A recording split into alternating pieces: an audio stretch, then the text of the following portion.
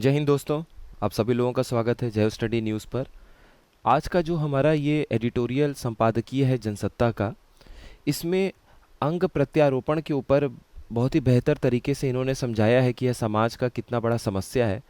अब इस आर्टिकल का अगर यूज़ देखा जाए तो इसका फ़ायदा आप लोगों को मिलेगा GS4 एथिक्स यानी नैतिकता के पेपर में।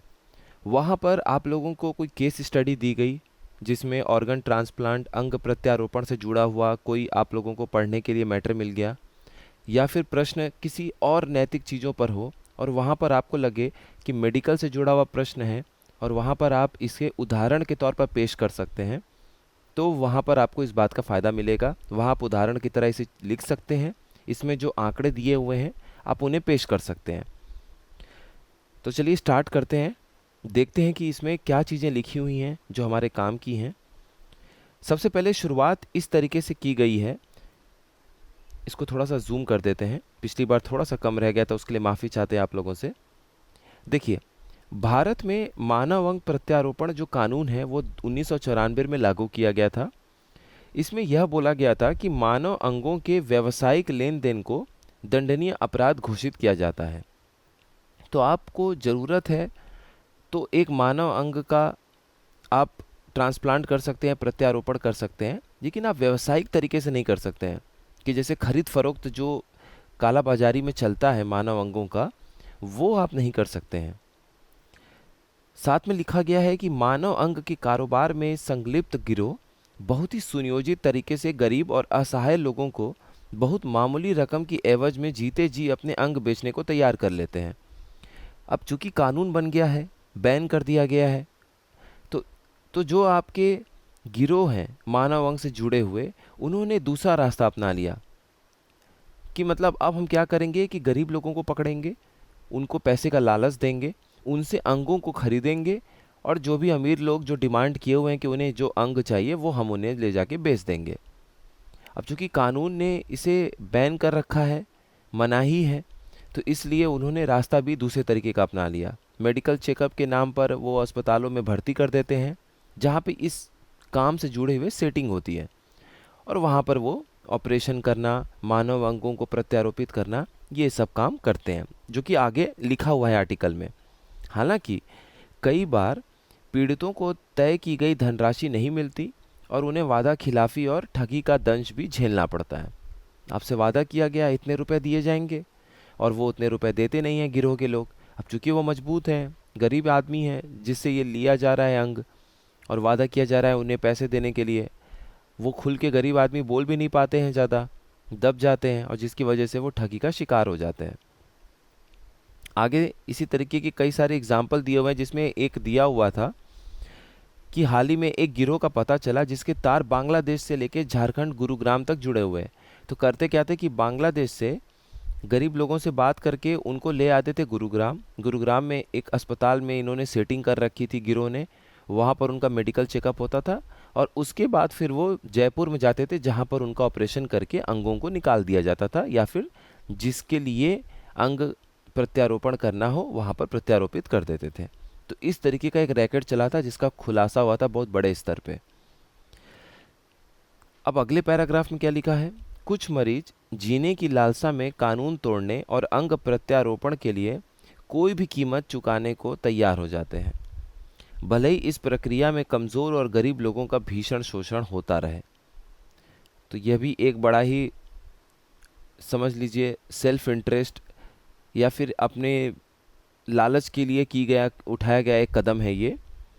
आगे विश्व स्वास्थ्य संगठन का एक रिपोर्ट है, शोध है, उसमें यह बोला गया है कि विश्व स्वास्थ्य संगठन द्वारा 2007 में प्रकाशित एक शोध प्रबंध के अनुसार भारत में 305 लोगों पर एक अध्ययन किया गया। ये वह लोग थे जिन्होंने कभी न कभी अंग प्रत्यारोपण में हिस्सा लिया था। तो इससे ये पता चला कि अपना गुर्दा बेचने में 29% स्त्रियां और 71% पुरुष शामिल थे, गुर्दा बेचने में जब बात आ रही है किडनी की। और इसमें जो सबसे चिंता वाली बात थी वो ये थी कि कुल मिलाकर 71% लोग गरीबी रेखा से बेहद नीचे रहने वाले थे। तो साफ साफ ये चीज़ दिख रही है कि जो बिलो पॉवर्टी लाइन, गरीबी रेखा के नीचे के लोग हैं, उनको ज़्यादा टारगेट किया जाता है, उनके अंगों को लेके, और जो अमीर देश या अमीर लोग हैं जो पैसा देने को तैयार होते हैं किसी भी अंग के लिए, उनको प्रत्यारोपित कर दिया जाता है। आगे लिखा है कि 96% अंग विक्रेताओं ने कर्ज चुकाने के लिए अपना गुर्दा बेचा था। तो कर्ज की मार की वजह से बहुत सारे गरीब लोग अपना अंग बेचने को तैयार हो जाते थे। अब देखिए अगले पैराग्राफ में क्या लिखा हुआ है।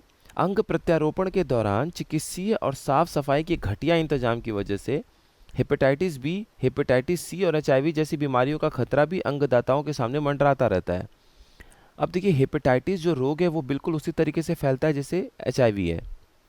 आपने कोई इंजेक्शन लिया, सिरिंज है आपके पास, और वो मान लीजिए आपने किसी व्यक्ति को लगाया जिसको हेपेटाइटिस की प्रॉब्लम है, पहले से हेपेटाइटिस बी या सी है या एचआईवी है। अगर आप उसी सिरिंज या फिर उसी नीडल को लेके आप दूसरे पे मरीज पे लगाते हैं, और पहले मरीज का थोड़ा सा खून का अंश उस पे लगा हुआ है, क्योंकि आप जब सुई लगाते हैं किसी को तो वो थोड़ा सा अंदर तक जाता है टिश्यू के, आपके कोशिका के, और इसलिए आपको वो चुभन, वो दर्द फील होता है। तो अब उसमें खून का हिस्सा तो लग ही चुका है इंजेक्शन में, और अगर आपने उस साफ सफाई और उस चीज़ का ध्यान नहीं रखा, दूसरे मरीज को भी वही सेम इंजेक्शन लगा दिया, तो पहले मरीज को मान लीजिए एचआईवी होगा तो दूसरे मरीज को भी एचआईवी एड्स फैलने का खतरा होता है। ठीक उसी तरीके से एचआईवी की तरह अगर पहले मरीज को हेपेटाइटिस बी या सी है तो हेपेटाइटिस बी या सी का चांस उस अगले मरीज को भी, दूसरे मरीज को भी होने का चांस होता है जिसमें आपने सेम इंजेक्शन का इस्तेमाल किया है। तो जो ये साफ़ सफाई और ये हाइजीन का ख्याल नहीं रखते हैं इस तरह के अस्पताल में, क्योंकि सारा फोकस रहता है कि बस जल्दी से आया है मरीज़, इसका ऑपरेशन करो, इसको भेजो और अगले को बुलाओ, तो ये फिर ये दिक्कत भी देखने को मिलता है। अब वो एक बार वो ठीक भी हो गया, उसके हाथ में अगर पैसे आ भी गए तो अगर तो वो नहीं उस रोग को, मतलब वो उस रोग को पा गया जो वो अनचाहा रोग था उसके लिए, फिर वो उसके इलाज में उसके सारे पैसे ख़त्म हो जाएंगे और जीवन भी बेकार हो जाएगा। आगे लिखा हुआ है कि देखिए कई सारे रिपोर्ट भी आए हुए हैं, तो विभिन्न रिपोर्टों के विश्लेषण से पता चलता है कि मानव अंगों में सबसे अधिक बिकने वाला जो अंग है वो गुर्दा या किडनी है। तो किडनी का डिमांड सबसे अधिक रहता है। कभी भी आप मानव अंग के नाम पे कोई भी न्यूज़ सुनेंगे तो किडनी सबसे पहले नंबर पे आपको सुनने को मिलेगा, जिसकी कीमत भी इन्होंने दी हुई है कि 1300 से लेके 1 लाख अमेरिकी डॉलर तक है। अब आज के समय में 1 लाख डॉलर का मतलब हो गया 83 लाख रुपए।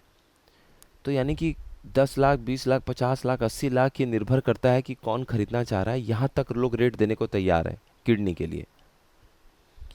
इसके बाद दिया हुआ है इसमें कि रेट के साथ में कि औसतन 4000 से लेकर 1.5 लाख अमेरिकी डॉलर तक की कीमत पर उपलब्ध लीवर दूसरा सबसे अधिक बिकने वाला अंग है। तो सबसे अधिक पहले किडनी चाहिए लोगों को, और किडनी के बाद इसमें दिया हुआ है कि लीवर चाहिए।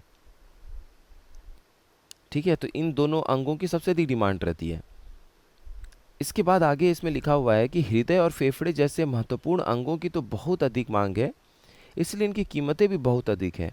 लेकिन प्रत्यारोपण सर्जरी की परिष्कृत प्रकृति, जो कि परिष्कृत प्रकृति का मतलब हो गया कि इसके जो सोफिस्टिकेटेड नेचर है, कि हार्ट की किडनी के कंपैरिजन में, लीवर के कंपैरिजन में हार्ट को और फेफड़े को थोड़ा सा चीज संभालना बड़ा ही कठिन कार्य हो जाता है, क्योंकि ये उसकी तुलना में थोड़े ज़्यादा आपके सॉफ्ट अंग पड़ जाते हैं और बहुत ज़्यादा सोफिस्टिकेटेड हो जाते हैं। इनका ऑपरेशन करना भी बहुत ज़्यादा कॉम्प्लेक्स होता है।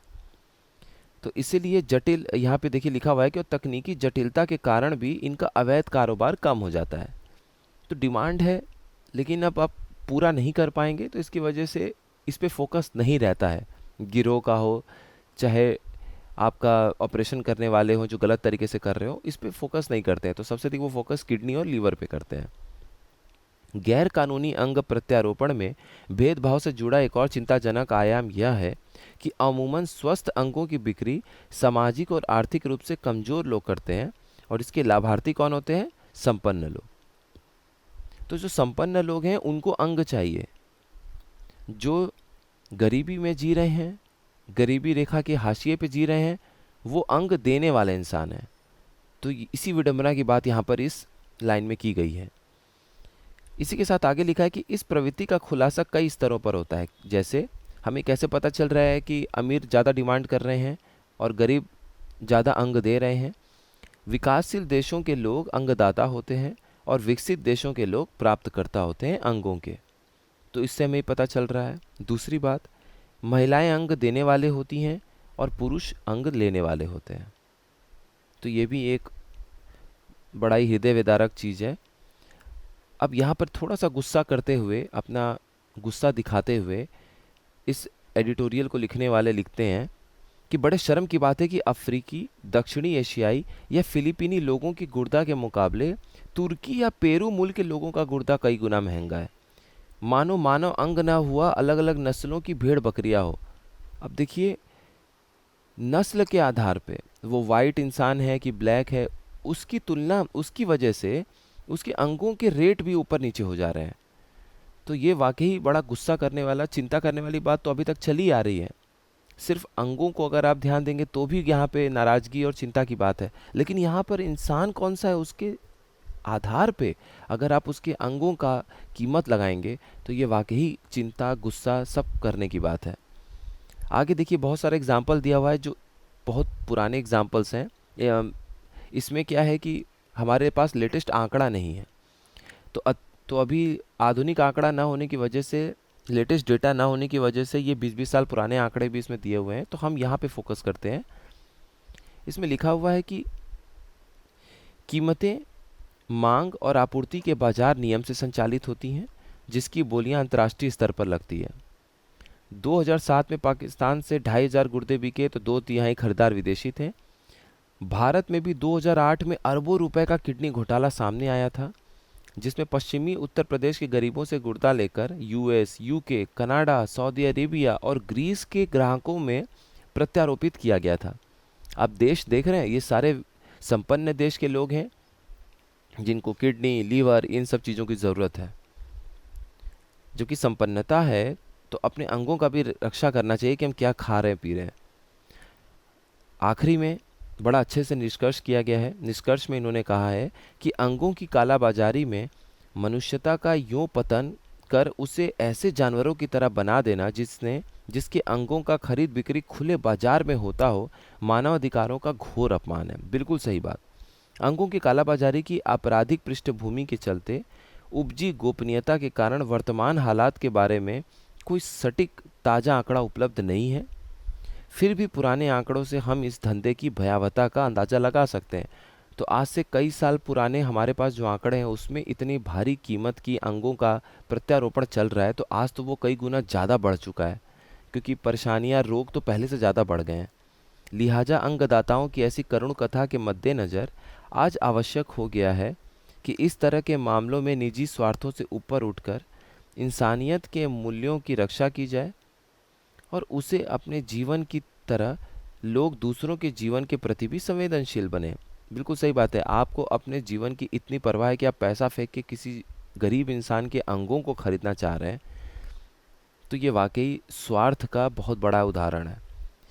विचारणीय है कि स्वार्थवश किसी मजलूम की मजबूरियों का फ़ायदा उठाकर अगर कोई अपनी धन शक्ति की बदौलत दूसरों के अंग छीन कर भी 2-4 साल की उम्र बढ़ा भी ले जाए तो भी यह अमानवीयता से कम नहीं होगा। तो यहाँ पर जब मेडिकल एथिक्स का टॉपिक आए GS 4 के पेपर में, एथिक्स के पेपर में, तब वहाँ पर आप लोग वहाँ उस नैतिकता के टॉपिक में, मेडिकल से जुड़ा हुआ जो नैतिकता का टॉपिक आएगा, वहाँ पर आप लोग इस एडिटोरियल का अच्छे से इस्तेमाल कर सकते हैं। तो ये थोड़ा सा दिल को छू लेने वाला एडिटोरियल ज़्यादा था, तो आप लोग रिवीजन करते रहिए, अच्छे से पढ़ते रहिए। मिलते हैं फिर अगले किसी इन्फॉर्मेटिव वीडियो में। आप सभी लोगों का बहुत बहुत धन्यवाद।